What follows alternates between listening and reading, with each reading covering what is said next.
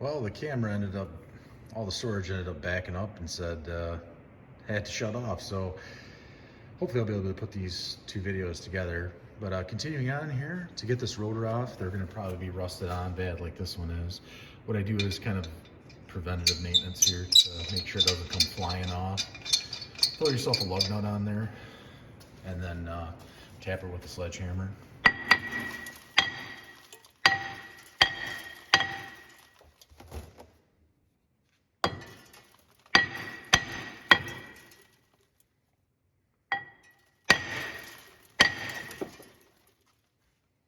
Don't be afraid to whack it.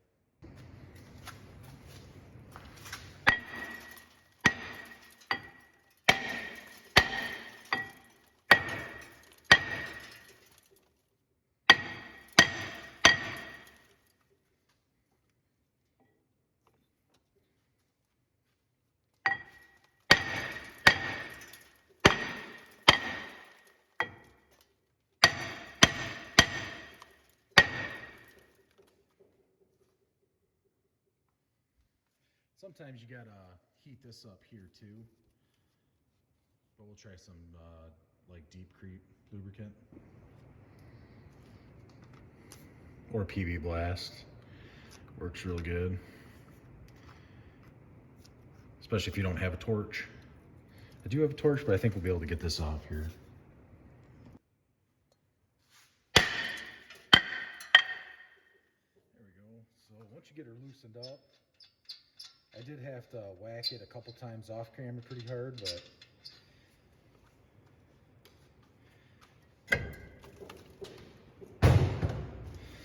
but don't, you know, they're junk rotors, so you're not putting them back on, so you're gonna have to hammer away. I'd get some glasses too, because the rust and stuff comes flying off there, hit you in the eye. And what you want to do now that you got the rotor off is this area here in between the studs, you want to kind of clean up that rust. I like using one of these angle grinders, and you can use a wire wheel on it like that. You know, it's preference, I suppose, but I really like these little like 3M, they're like it's called a 3M Scotch-Brite type thing. It comes with this black, sometimes these are called cookies, and this, then you got like this, you just screw your stuff on there. It's got like a little plastic threaded end, it goes right in there like that. Just give her a nice turn, and then just try to clean up in here.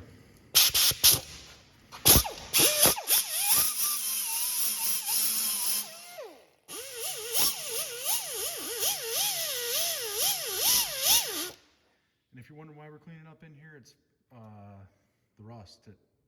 If you clean this up and then you put some lithium grease on here, the next time you have to take off your rotor, should be considerably easier.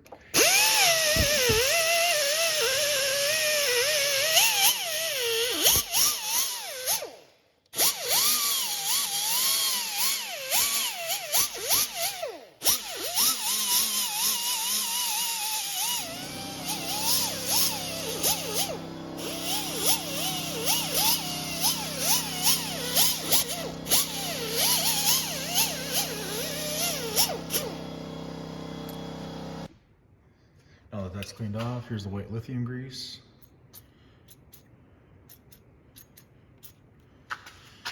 And just kind of work her in there. Try not, you know, you don't want to put any on the threads, you know. And that's the thing about people putting stuff on their threads, like they do the anti-seize and stuff like that. It definitely does affect the torque specs. So like when you're going to tightening it, you got to be kind of careful and definitely look it up to see what the difference is. And that's the new rotor installed. And I put my lug nut on there. It just helps with assembly, so this thing's not kind of canted out while you're putting your brake slide on. Your caliper just doesn't move around on you. Before I put the rotor on, I ended up taking brake clean. You're gonna brake clean it liberally, because this came packed in a plastic bag with oil from the manufacturer. Make sure once you open that up, be very liberal with it. I'd probably use up to a half a can of rotor. You know, spray the surface on the outside, spray the surface on the inside, get all that packing oil off. And here's that brake caliper slide, or the brake caliper bracket, I'm sorry, brake caliper bracket. I took the clips out, and I always leave my clips out. I'll take one clip off, or if it's a combo clip where it's one clip that goes across, or I just leave them in the correct orientation for memory. But in the meantime, what you'll want to do is you'll want to clean out all the rust in there, and that's what I'm going to do before we get onto these slide pins. Once those are cleaned up with the brush, then what I like to do is I grab these slide pins. There's like a little rubber boot here, and I make sure, hey, they move in and out really nice. That's great. But what I like to do too is take this rubber boot off, just kind of give her a little twist, and then it pops off like that. There's like a little metal lip there that holds that rubber boot on, and then you can just pull that whole slide pin out, just like that. And then I'll take a clean towel, clean that up, and then I will, reinsert it, try to get some more material out, and then clean it out. If they're stuck really bad, I might use like a clean out brush to clean them out. I'll show you what that is. Basically just a clean out brush on the end of a drill and clean the bore out, and you're good to go. And again, I'm not sponsored by anybody, but I do use this Permatex brake parts lubricant. It's like a high temp caliper grease, and it works great to put on them slide pins. It's always recommended, really, anytime you take this stuff apart, you should service those slide pins, because you don't want them hanging up. Because if they hang up, then your brake pad's not going to apply evenly. Or worst case scenario, that brake pad won't release, possibly off the caliper, and then you're going to damage your new brake job. So always service these pins and make sure they move freely. So I'm going to try to reinstall this now. So what we have here is I pre-installed those clips, the new ones, and the brake pad fitment, just to see how it slides in there. And it is actually really snug. So they're supposed to be like, for so many different vehicles, but I think there is a slight variation between manufacturers. So what you have to do is you have to grind the tabs like here and here where they contact. And what I did is I shine a light through the back side of this to see where it's contacting and kind of obstructing the sliding motion of the pad. And typically that's what I'll grind away a little bit. And on this one, I'll have to be just slightly careful. It's got like a little notch there, so I don't want to grind that away. So just be careful. Here we go.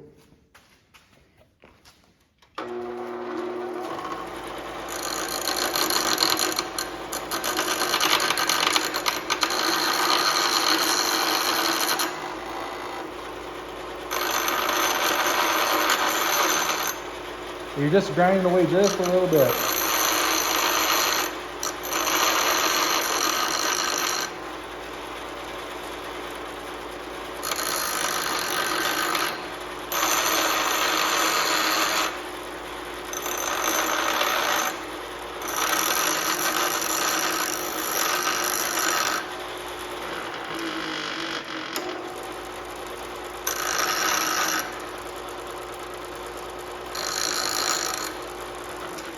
And then what I'll do is I'll just see if that fits good.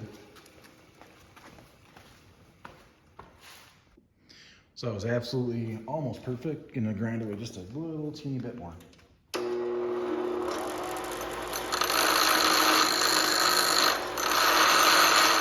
What I'm doing is I'm hitting like here, and then on this face, and then a little bit on that face, a little bit on these faces where them notches are at, and a little bit on there.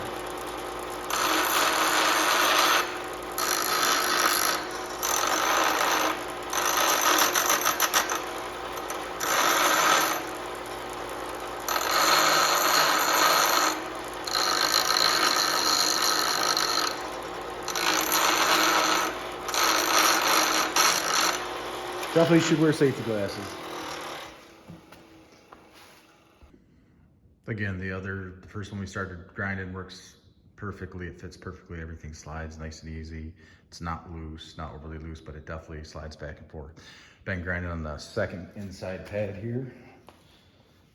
just kind of go over it again. Make sure you're hitting them tabs here, this surface, and then on this face, and then this face. And a lot of them don't have a notch, but this one does, the way the clips are set up in the brake caliper slide. So just be cognizant of that. I'm just gonna hit this surface and then the next step on that surface, that flat surface. And repeat the steps on this side.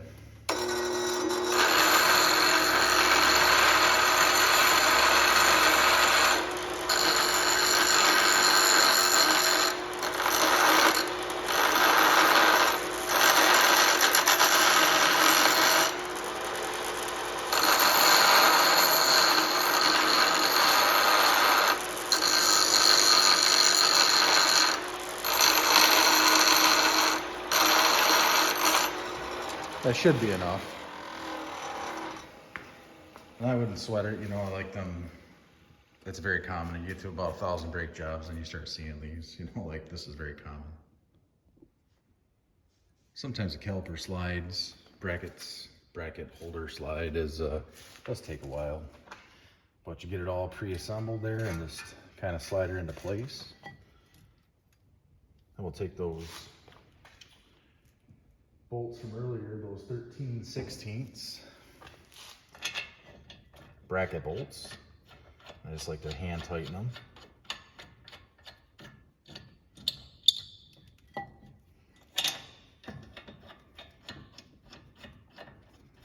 Sometimes these will fall off on you, so kind of give them a squeeze. And that's where having that 3/4 inch lug nut holding that caliper, or I'm sorry, that rotor on, and that rotor doesn't move around on you.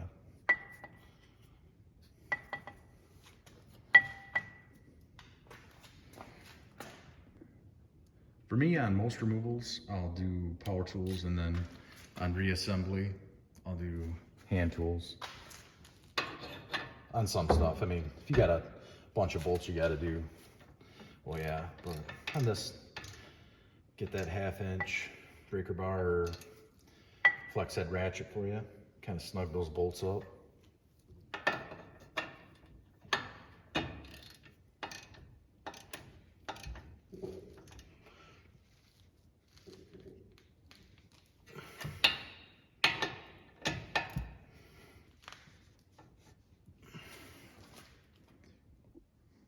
Now we'll work on getting our caliper back on.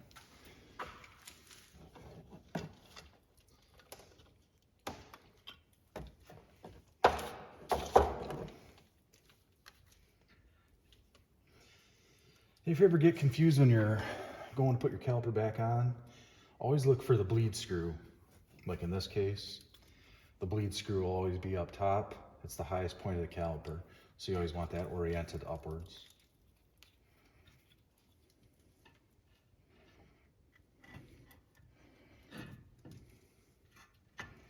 And your caliper should slide on very easy.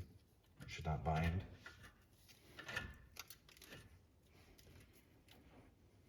And then take those 1/2 inch bolts and go ahead and put them in.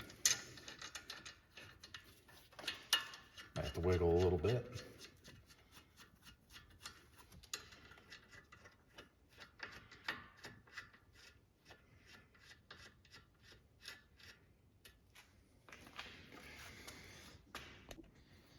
Go ahead and snug those up.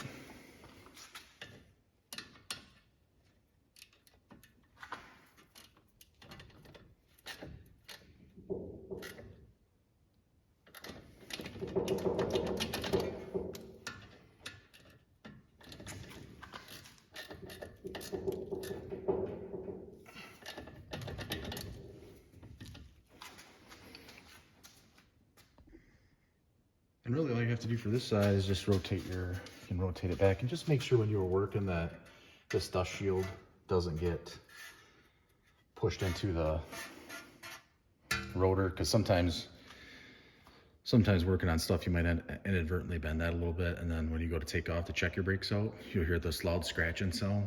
And don't be alarmed, it's probably just that dust shield that you might have bent up. Take your lug nut off and get that tire on.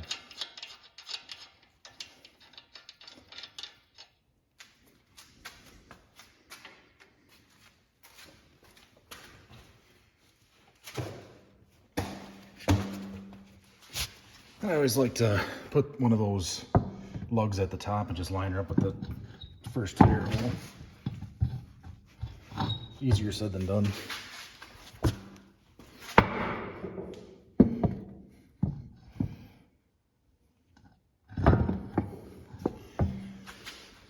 And that's all she wrote. So just get your lug nuts on and go ahead and tighten them up.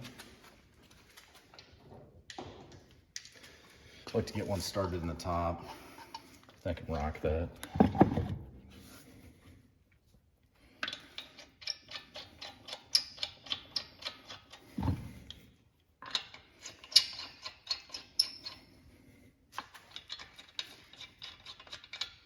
Obviously on lug nuts I'll use an impact. But, so like my impact that I use for removal is a pretty powerful air one. And what I do is, for removal, just to be careful, I end up using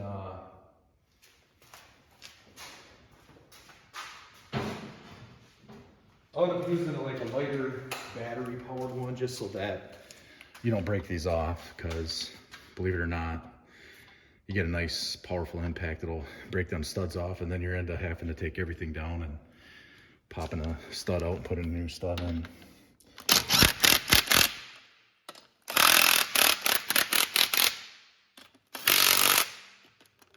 You want to do the octagon star shape.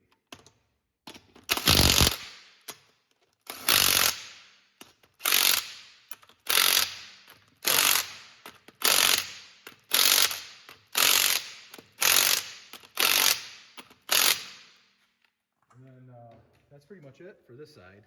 And then basically you'll replicate the other side, just it'll be in the same thing, only on the other side. So torque specs for this, I think on my previous van, I think it was like 95 foot-pounds, 95 to, or 85 to up to 120. So there's a variation there. You might, don't take my word for it. Look that lug nut torque spec up if you're wanting to do that. And then you guys have a good one. Hopefully this video helped you, and keep wrenching, hey? See you guys later.